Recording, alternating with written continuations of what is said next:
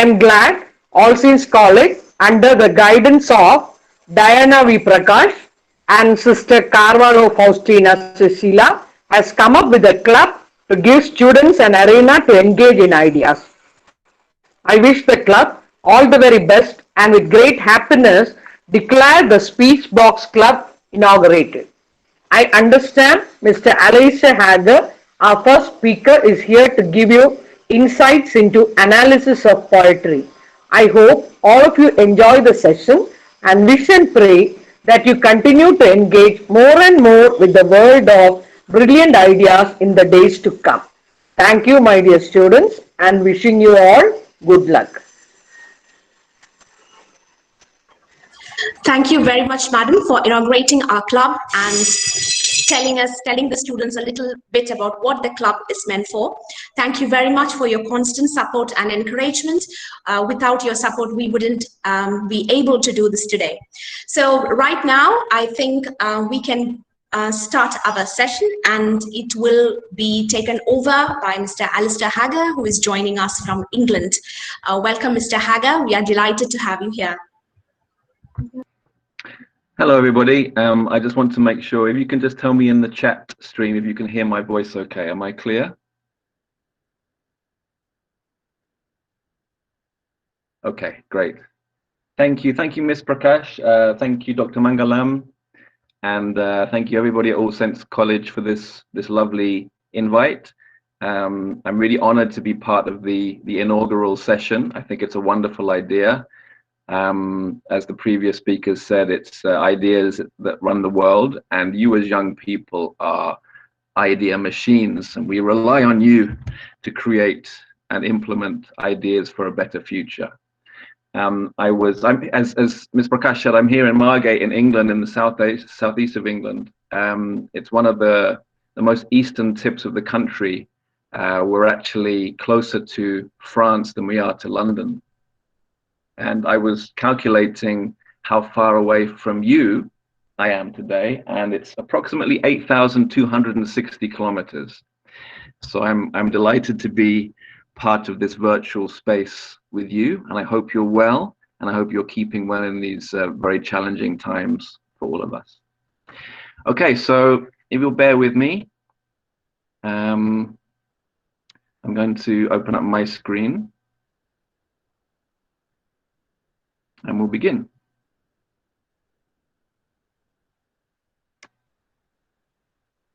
Yes, sir, you can begin. Okay, so can you see my slides yet, everybody?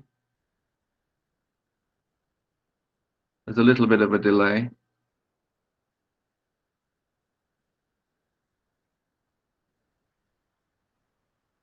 Yes, sir. Yes?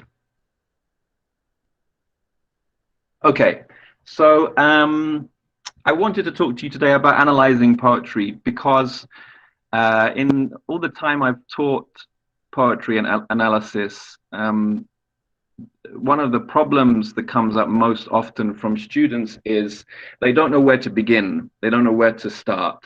So they have ideas, they read the poem or they recite the poem, they have things they want to say, and they don't know how to order their thoughts. So I wanted to give you my ideas about that. It's basically a system for analyzing poetry that will help you order your thoughts in a systematic way. And hopefully if you write poetry as well, it will also give you some ideas about how you structure your own ideas in poetry.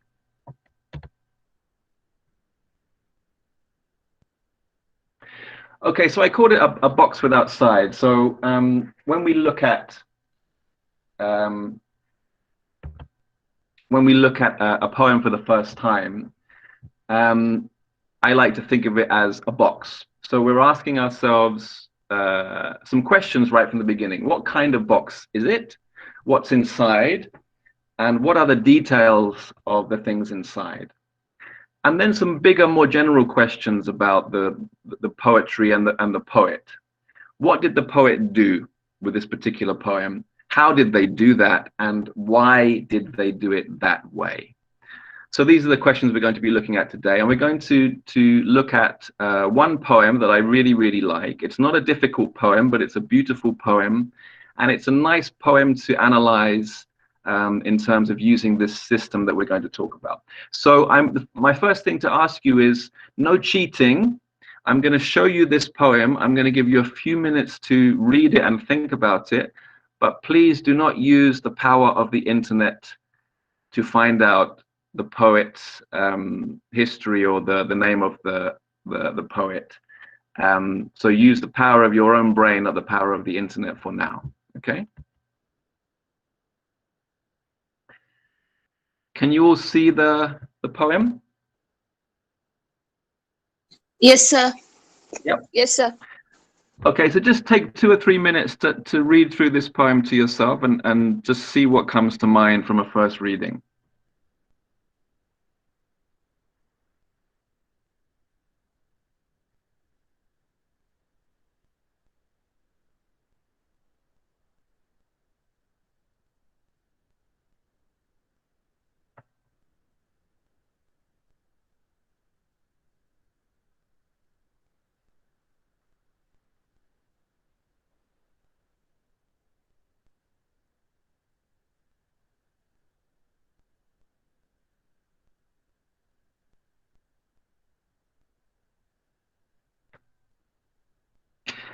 And then if you like, go ahead in the chat box and let me know any of your first impressions, anything at all.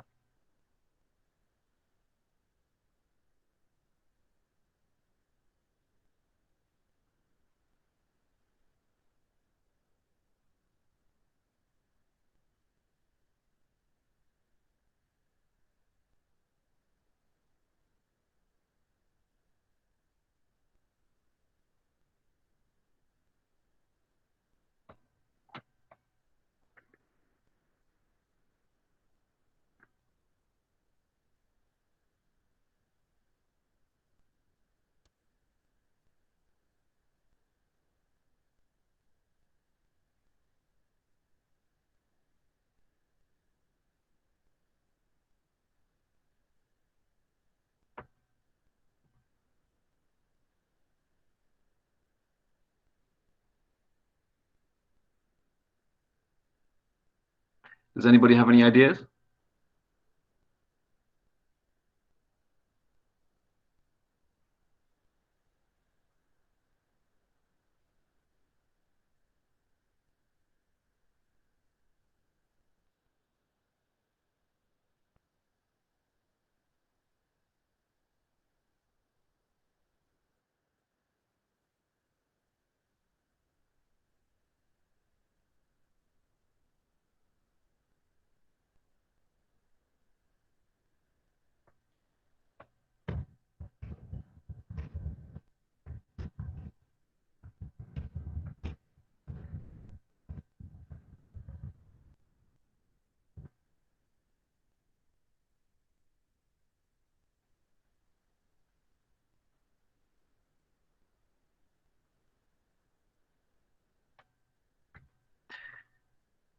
So please forgive my pronunciations of your names. So Nitya Priya said, certain changes that come into our life which make us hard to accept the reality, okay?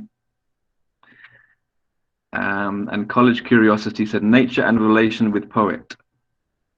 All right.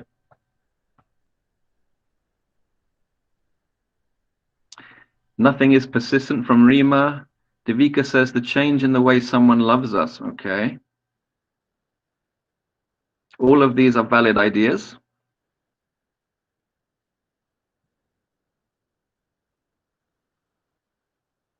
Vidya says, lost love and life. Amina says, try to accept new ideas. Sister Cecilia, change is inevitable. Jennifer says, don't judge someone for what you see in them. Nothing is always the same. Okay, these are terrific ideas to start with. So let's have a look at how we approach analyzing the poet. So first we're going to look at, what does it look like? So in other words, what's the shape? First thing we need to do is count the lines. And if we count the lines, we discover 14. So for those of you familiar with poetry and poetry analysis, you're probably beginning to get an idea of what kind of poem it is. Yes, Atira, well done.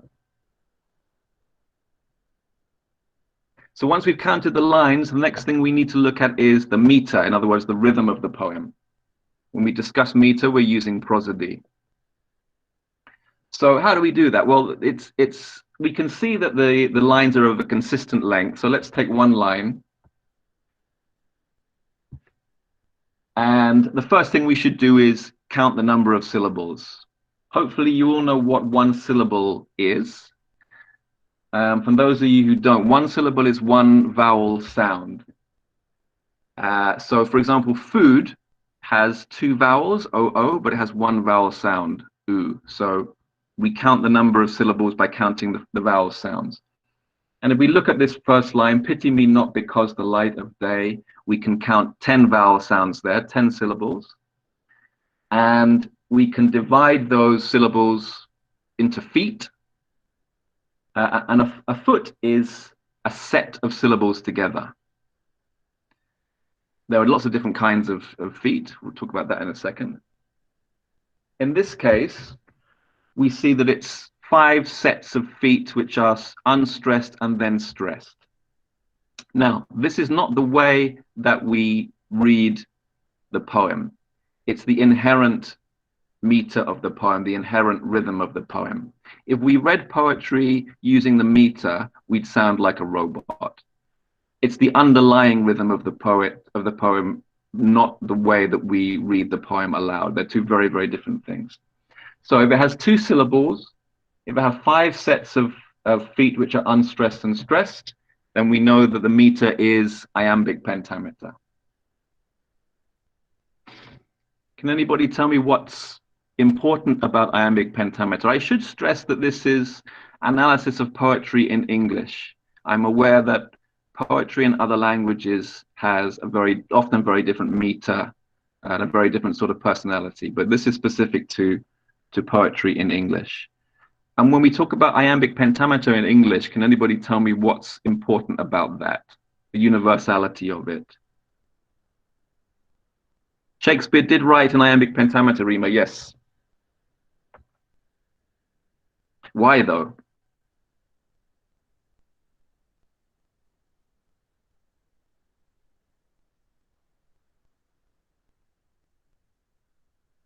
Well, iambic pentameter is supposed to mimic the human heart. It's the sound of the heartbeat.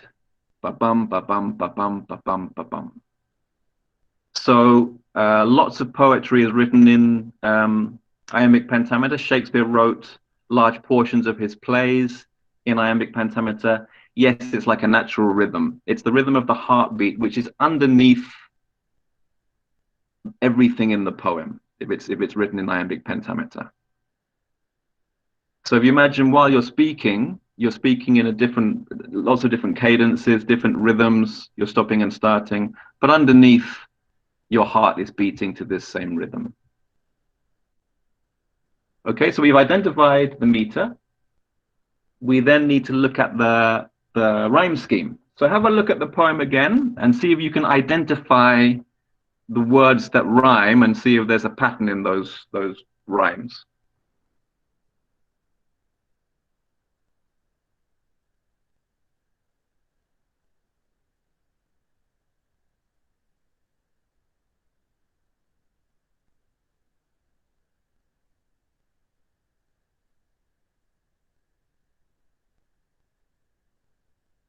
Yep, Amina, last words and alternate lines are rhyming, that's true.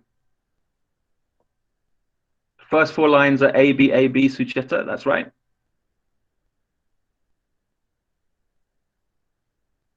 Is the whole poem A, B, though?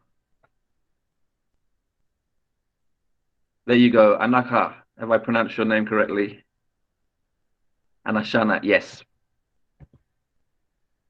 A, B, C, D, E, F, and then G at the end. Now, the rhyme scheme can tell us about the stanzas in the poem. The stanzas are the building blocks of a poem. In this case, we have 4 stanzas, 4 different types of 4 different stanzas. 3 of them are quatrains, 4 lines, for example, A, B, A, B, C, D, C, D. Then we have a volta, which is what in a sonnet is the turn. A volta shows us a change of direction, a change of emotion, a change of impetus, and it's the volta is often followed by the poet's revelation of the meaning of the poem. So we have 3 quatrains, A, B, A, B, then C, D, C, D, then E, F, E, F, and then at the end we have a 2-line stanza which is called a couplet. And the volta, the turn in emotion, comes before the couplet. So if we know it has 4 stanzas, 3 quatrains with a volta and a couplet, we know that it's a Shakespearean sonnet.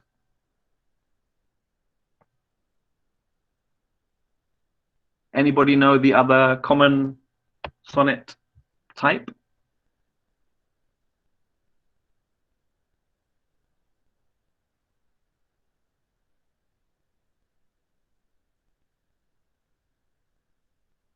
Yes, Petrarchan or Spenserian, that's right. It's an octave and a sestet, so 8 lines and then 6 lines. Somebody said that the volta isn't clear. So the volta means the volta isn't visible in the poem. It's the change of emotion in the poem, if you like.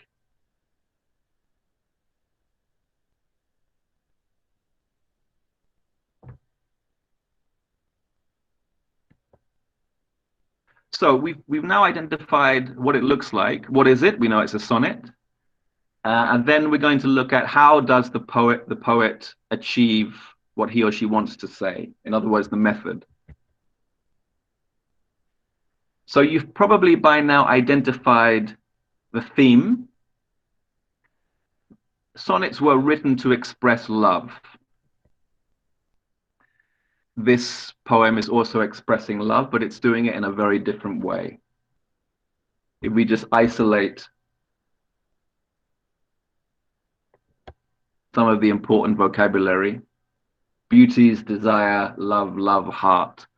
Okay, we can tell it's a poem about love, as most sonnets are. But this is not a love poem. It's not a poem celebrating love.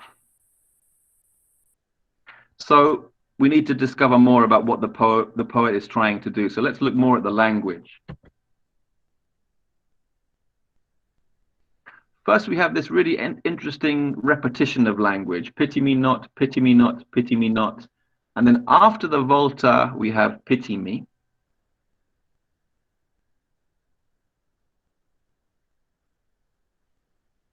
So already we can see, yes, thank you, a refrain. So we can already see that the poet is having a conversation with the reader, or the voice, rather, is having a conversation with the reader. And we know there's going to be, we can see there's a twist.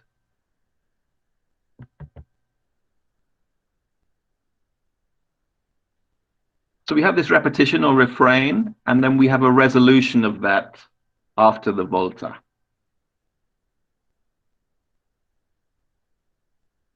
And what is the poet or the voice of the poet saying? Well, let's read it together. Pity me not because the light of day at close of day no longer walks the sky. Pity me not for beauties passed away from field and thicket as the year goes by. Pity me not the waning of the moon, nor that the ebbing tide goes out to sea, nor that a man's desire is hushed so soon, and you no longer look with love on me. This have I known always. Love is no more than the wide blossom which the wind assails, than the great tide that treads the shifting shore, strewing fresh wreckage gathered in the gales. Pity me that the heart is slow to learn what the swift mind beholds at every turn. So Agneva says the poem expresses a certain conflict between what is transitory and what is perpetual. Yes. And the voice, the narrator, is saying, my heart is broken, but don't pity me for that. Pity me for the fact that I never learned my lesson. I fall in love again and again and again, and every time my heart is broken. and I never learn my lesson from that. Pity me for that. Pity me for my stupidity. So it's very different to the usual celebration of love that you would see in a sonnet. Now, we're thinking more and more in smaller detail now about how the poet achieves the effect that they achieve. So we're looking next for imagery. And again, if we isolate some of the figurative language in the poem, we can see what the imagery is doing. So we have light of day no longer walks sky, beauty's passed away from field and thicket, the waning mood, ebbing tide, desire hushed, wide blossom window sails, great tide treads shifting shore, strewing fresh wreckage in gales, heart slow to learn, swift mind beholds. So what kind of figurative language are we seeing here?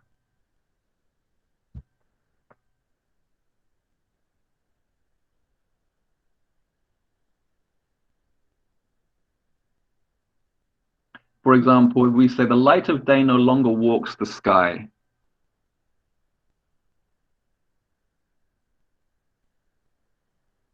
is an example of personification.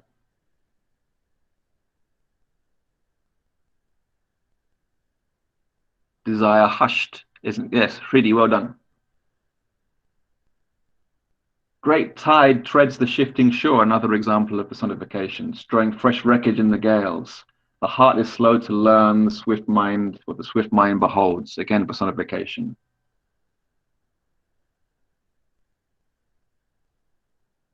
So this poet uses personification to develop this idea of conflict. Conflict within themselves, but also conflict between human beings and their love or the object of their love. So it enhances this idea that love is a battle with another living thing, a conflict, a living conflict.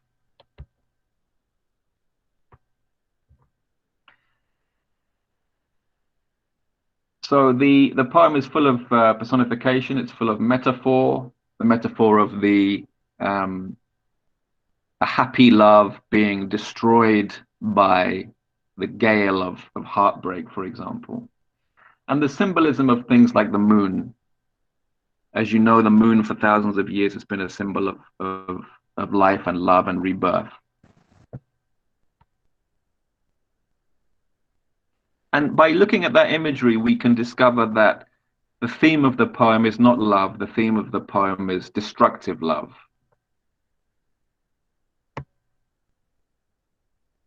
Now, I made the mistake myself when I was discussing the narrator. Remember that the poet and the narrator are not the same person. The poet writes the poem using a voice, and that voice may be the same voice as the poet, but it may be a character. So it's important not to conflate or confuse the voice of the poem with the poet themselves. However, I believe it is very interesting to know as much as possible about the poet, as long as you can separate the two things in your mind. I had a wonderful English teacher when I was back in high school who said the most important thing about textual analysis was being able to put everything back together at the end. Once you had analyzed it, taken it apart, looked at all its constituent pieces, the most difficult but the most important thing was to be able to put everything back together and to come back to the poem or the piece of writing, whatever it is, with the same innocence that you first looked at it with. But having said that, it is interesting to know details about this. This poet in particular had a very, very interesting life. So she died quite young. She was born in 1892, died in 1950. And as the Poetry Foundation biography of her says, she was known for her riveting readings and performances, her progressive political stances, frank portrayal of both hetero and homosexuality, and above all, her embodiment and description of new kinds of female experience and expression. She suggested that lovers should suffer and that they should then sublimate their feelings by pouring them into what she called the golden vessel of great song. Fearful of being possessed and dominated, the poet disparaged human passion and dedicated her soul to poetry. Millay thus maintained a dichotomy between soul and body that is evident in many of her works. So if you know that about her, that does bring a certain further richness to the poem. But use that idea advisedly. This is my advice about that.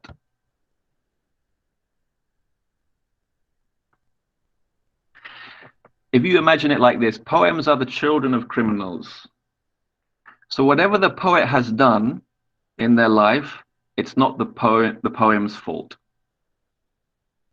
Okay? Separate the poet from the poem. It's the same argument that people are discussing now about should we still listen to the songs of Michael Jackson, for example, or there's so many unfortunately creative people who've been involved in scandals over the last year or 2 years, and so we ask ourselves, should we still enjoy their work? It's a very, very difficult question, but my opinion is yes, we should, because the piece of work is not the person. So it's important to separate the two. So in other words, if you are analyzing a piece of poetry by Edna St. Vincent Millay, it will add richness to your understanding of the poem, but you don't need it to analyze the poem successfully. I hope that makes sense.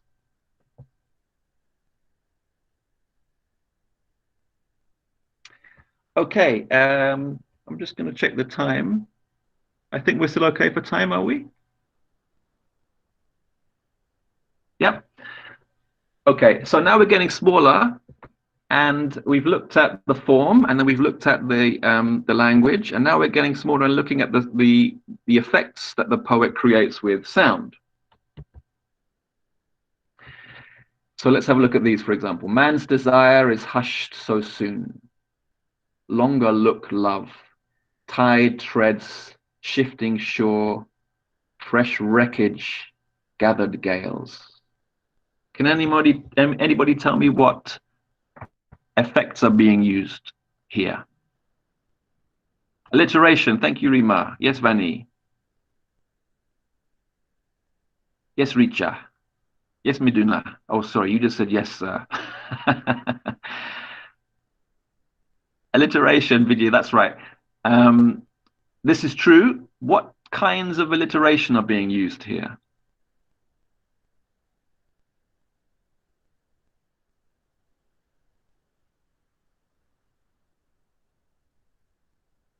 Okay, so we look at the first one. Man's desire is hushed so soon. This is an effect that this poet used a lot in her poetry. It's sibilance. It's the repetition of the S word. And then longer look love is consonance, the repetition of a consonant sound. Tide treads is also consonance, repetition of a consonant sound. Shifting shore is sibilance again. Fresh wreckage is assonance. It's the repetition of the eh vowel sound. Gathered gales, another example of consonants. Remember that when we will come to the line break in a moment. Yes, Sister Cecilia, you're absolutely right. We're also going to come to that in a moment. Always think about why a poet uses alliteration in particular, because alliteration done badly is very distracting.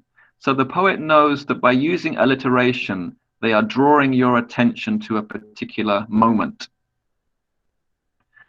So, for example, man's desire is hushed so soon. She's using that sibilance, I think, to draw your attention to ideas about affection.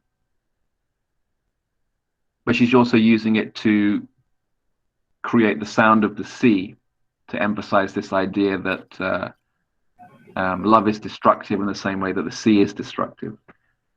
But anyway, always think about where your attention is drawn to and why the poet is drawing your attention to that particular moment. So again, we have consonants, repetition of consonants, sibilants, repetition of the S sound, and assonance, repetition of vowel sounds. Then we get even smaller. We start to look at space and we start to look at punctuation.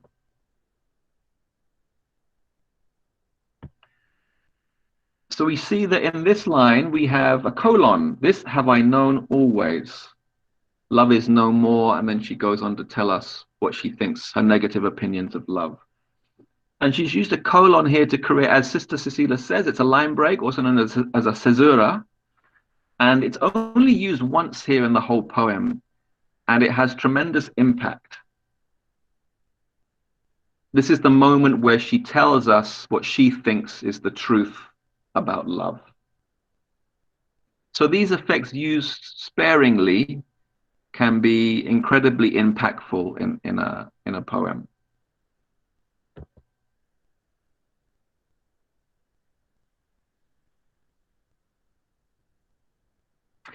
Finally, we need to think about why.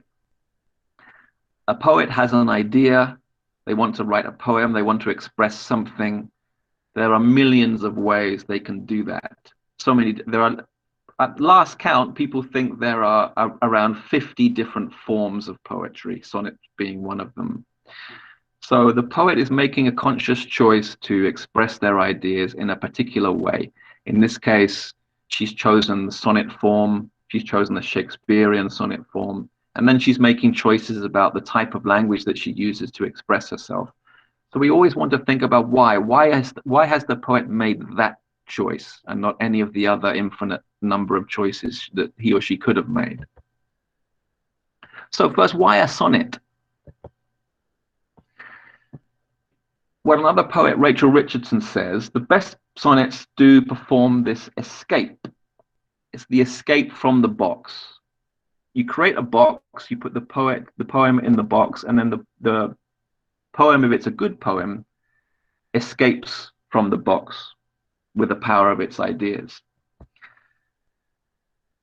Somehow, by working within such a strict enclosure, they transcend it. The voice bends the form to its own will, instead of obligingly succumbing to the form's demands. So in this case, this poet has said, okay, we know that sonnets are usually about love.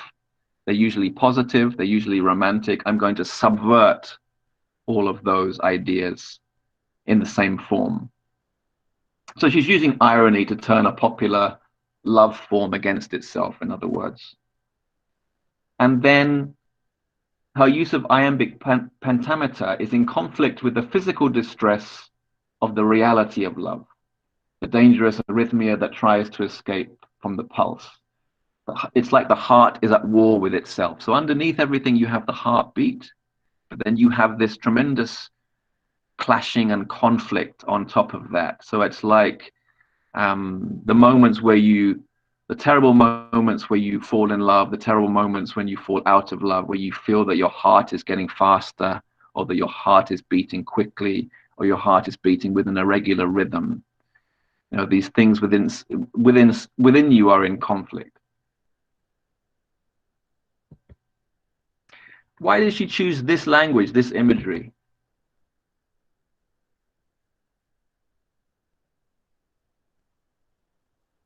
Well, this is my opinion. She uses the tempestuous imagery from nature to suggest that the end of love is always destructive and inevitable, and part of the eternal cycle of life and death. In terms of the voice that she uses, the poet's voice, or the narrator, remember this is not the poet, is in conversation with the reader and believes love is a lesson we never learn as human beings. Don't know whether you agree with that or not, but this poet certainly did.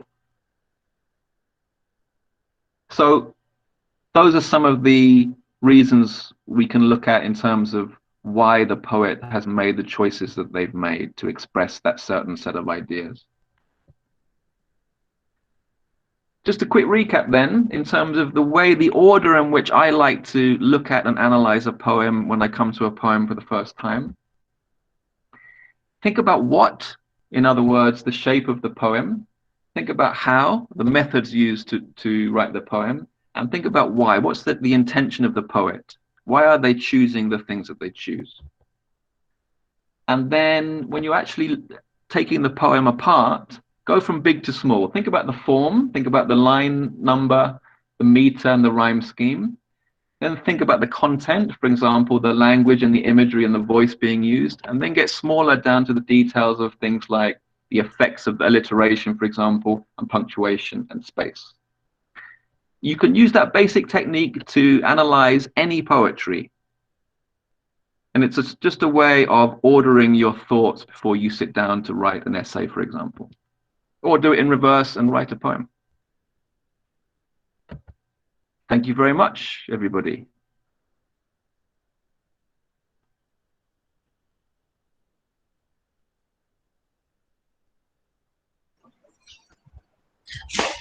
Do you want to ask any questions? Please use the chat box.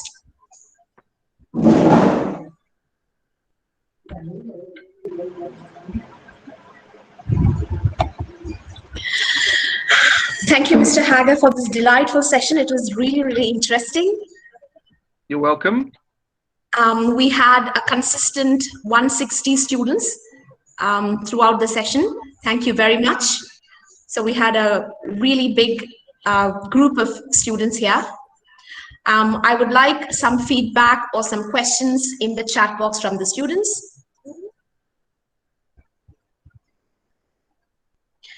You will also be given a feedback form. So the link will go in right now. Could you fill it and send it? It's a very simple feedback form that we have. So you can do that also. Meanwhile, is there any questions directed to Mr. Hagger? Or anything you want to ask him? Because he's somebody whose interest is very varied. It's literature, it's drama, it's media. He's a person who has traveled widely.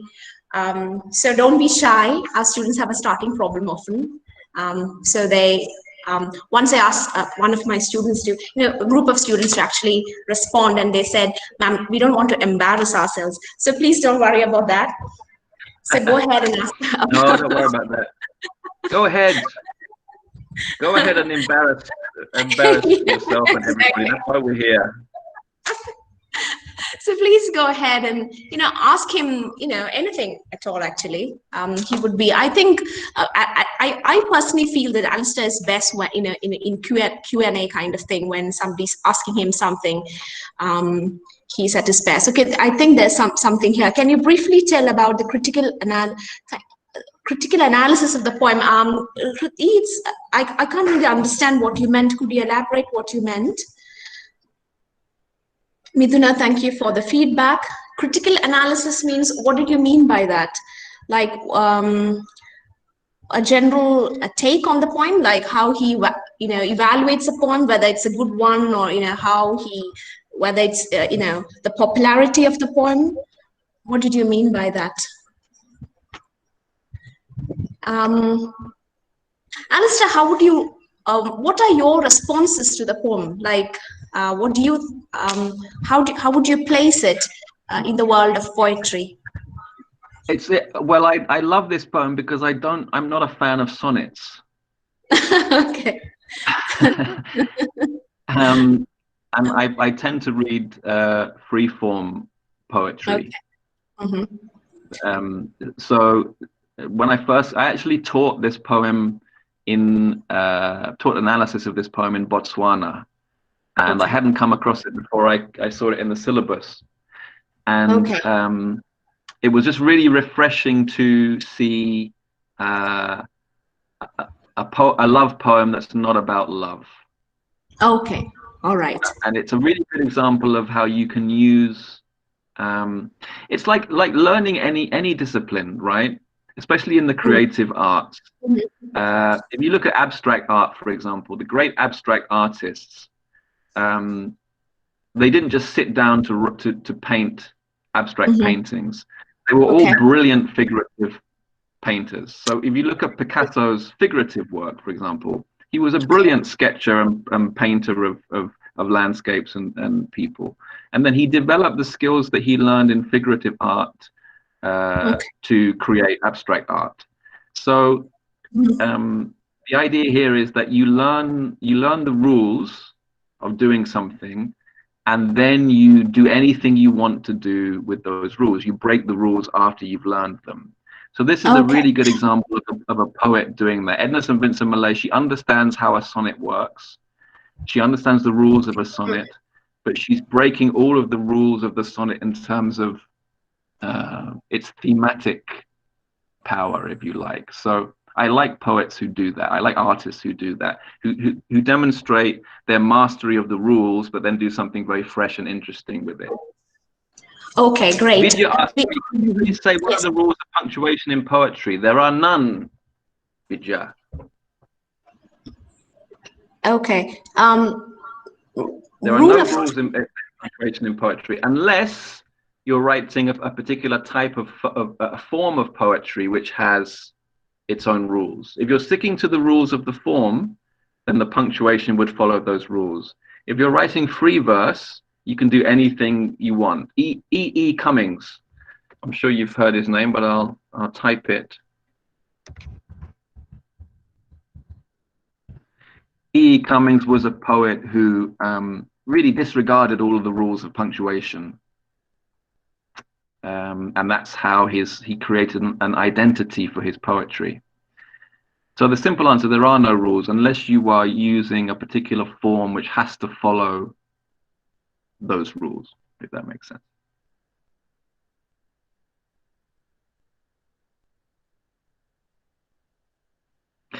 Agniva asked me, so you said it was important to be able to put every notion together again in the end. How to do that? That's a really, really good question.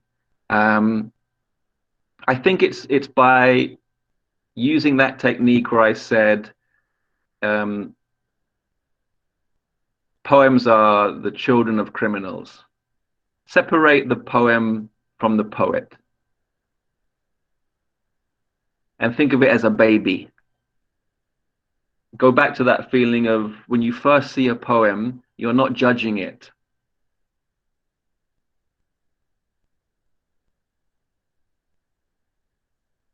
Yes, really, what exactly do you mean by critically analyzing a poem?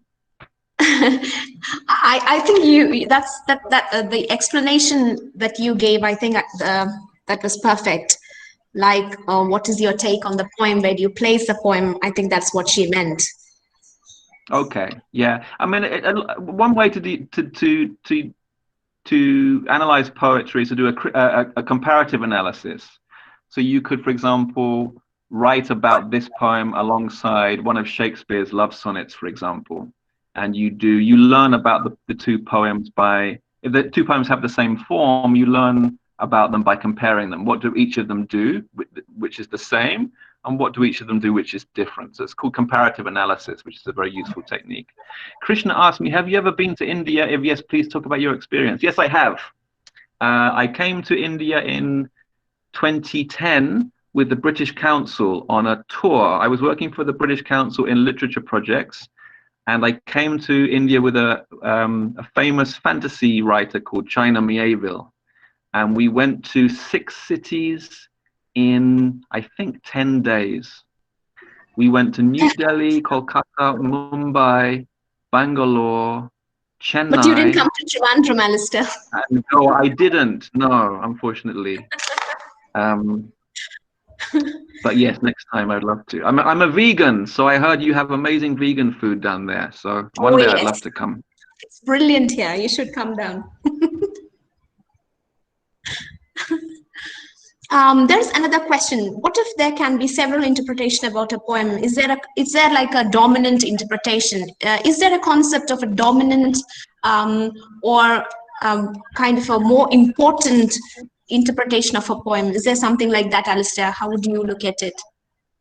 I think you have to have the two things in your mind at the same time. Okay, so I I think it's important to identify the universality of a poem. Okay. So there are some poems that everybody would agree on about their theme and how the content is used and so on. And you can discover that by using this technique I've talked about today. And at the same time, your personal interpretation of a poem is equally important. Okay. You know, so it's possible to hold those two things in your mind at the same time, I think. And to it's the same as having a favorite song. It might be a song that someone else hates. It doesn't mean it's a bad song. If you like the song, you like the song. But it's about developing the critical skills to be able to, and the language to be able to talk about why. I think that's important. Okay. There's another quick question. Have you read Gitanjali by Tagore? Because it's like very, very famous in India. No, I'm so sorry, I haven't. I will now. Okay. Why did you ask me that question, Divya? Why that poem in particular? What should I know about it?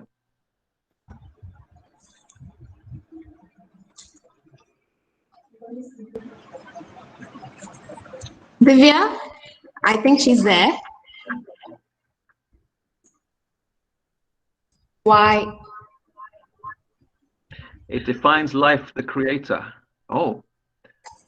So it's a poem about the definition of life. The meaning of life. Because Tagore is somebody who won a Nobel Prize in Literature, and his Gitanjali is like very, very famous in India. Probably, he was also friends with W.B. Yeats and all these giants of literature. So probably, I think that's why the question came forth. Well, if it's about the meaning of life, I think I definitely should read it. Yes, it's very beautiful. I will do that today. Yeah. Maybe next time we meet, we'd like to know about that. Okay, that's a deal. Any other questions you'd like to take, Alastair, from the chat box? Let's see. How can we achieve the complete essence and mood of the poet by reading an unknown poem? Where should we concentrate? This is from J.M. Milekshi. Well, J.M., I think first look at it objectively using the techniques we talked about today. See what you can identify about the poem using those tools. And then in terms of where should we concentrate after that, it's the same as the last question. What's your personal response to it? You know, you don't have to like the poem. You don't have to like the poem. You don't have to enjoy the poem to be able to say something about it. But you should be fair to the poem, I think. The poem deserves that. So look at the poem objectively. Try to find out what the poem is doing. Try to find out what the poem is trying to do, even if it doesn't do it successfully, in your opinion. Okay.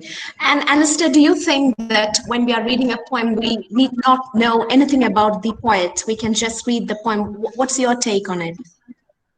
Well, I talked about that a little bit earlier. For me, I always like to find out about the poet. Okay. But then once you do that, you need to separate what you know about the poet from the poem. You know, of course, it's impossible to completely separate those two things. And why should we? Why should we completely separate the artist from the art, right? The artist created the art. So it's at a very sort of deep and spiritual level, there's a connection there. But they're not the same thing.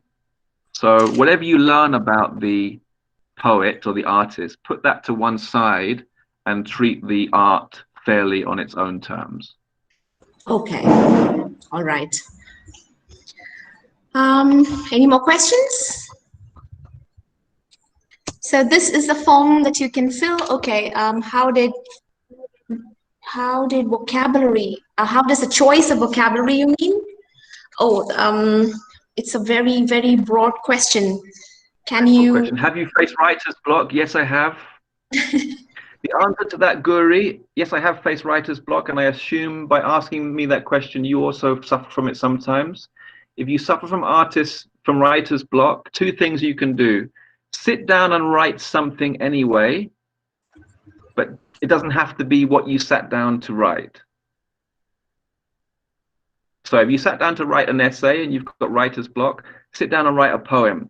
Sit down and write a journal entry. Start writing something. To start is the most important thing. I'm wondering if they're talking about writer's block while writing the thesis. Then I think this won't apply. Yes, no, I'm in the middle of writing my PhD thesis at the moment. So I understand your pain. I feel your pain. I share your pain. And there's no way around it. You have to sit down and start. And if you sit down and start, even if it's just organizing your notes, you know, typing up your notes or whatever, sit down and start writing something, and then gradually the pain will go away. But I know how that feels. I'm with you. Solidarity. Yes. There's a question. Any poems that you would suggest for students, like anything that has made an impact on you for the beginners? Yes, I thought you may ask me that, so I'm going to write down 4 that I particularly like. First is Balloons by Sylvia Plath. It's a poem about her children. Yes, it's a wonderful poem. Probably the less you know about her, the better before you read that poem. I think they know Sylvia Plath. Yes, we have a few poems in that. Yes, but not balloons. Then an Indian writer called Jeet Thayil. He wrote a novel called Narcopolis, which was yes. This is a poem of his that I really like. He wrote a series of poems about animals: how to be a snake, how to be a bandicoot, how to be an eagle, this sort of thing. And this is my favorite of those.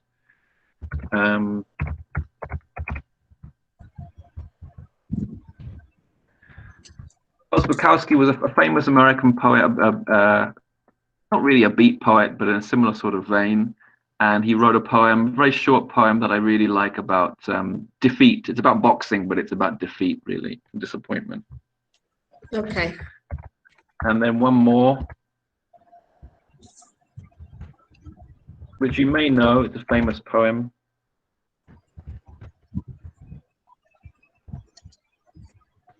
And actually, it connects to that last question about writer's block. It's about finding your way by doing. Okay. Rothko's The Wake. Those 4 are 4 of my favorites. Wow, that's brilliant. Thank you very much. I hope everybody took note of that.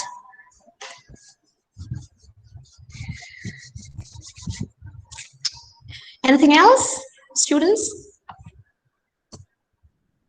So here's the form.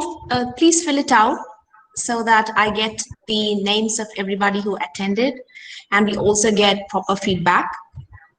It'll be easier to give you the certificates as well. To have.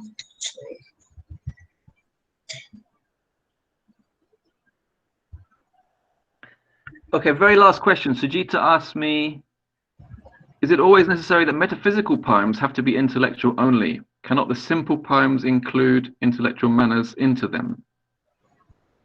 Well, I would argue that all poetry is metaphysical by its very nature. Interesting. Why would you say that? Because you're giving life to something that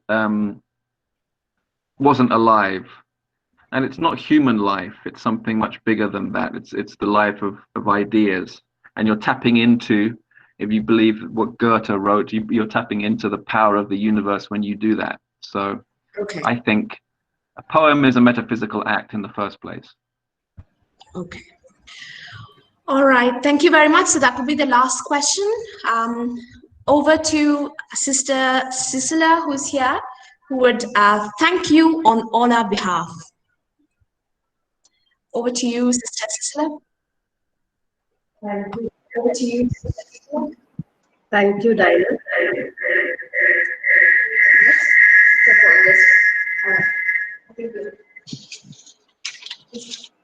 Thank you, Mr. Hagger, for taking the students through such an interesting session in analyzing poetry. Although I'm not from a literature background, I thoroughly enjoyed your presentation. I hope students can meet you again because I come to understand that your areas of interest are very vast. Thank you for taking out so much time for us and also waiting patiently in the beginning when we encountered the technical problem. We are extremely happy to have you with us and we look forward to seeing you again. Thank you. God bless you. Thank you. So thank you very much, everybody. Thank you, Mr. Bye. Hagger again. Bye-bye. Bye, everyone. Bye. Bye-bye.